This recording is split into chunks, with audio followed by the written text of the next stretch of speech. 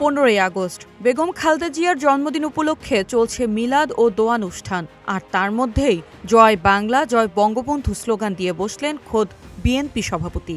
এমনই এক ভিডিও ছড়িয়ে পড়েছে সামাজিক যোগাযোগ মাধ্যমে, আর তাতেই তোলপাড় রাজনৈতিক অঙ্গন, চলছে আলোচনা সমালোচনা। ভিডিও বিশ্লেষণে দেখা গেছে তিনবারের সাবেক প্রধানমন্ত্রী প্রয়াত বেগম খালেদা জিয়ার জন্মদিন ঘিরে 15ই আগস্ট ওই দোয়া অনুষ্ঠানের আয়োজন করে পটুয়াখালীর রাঙ্গাবালী উপজেলার ছোট বাইশদিয়া ইউনিয়ন বিএনপি।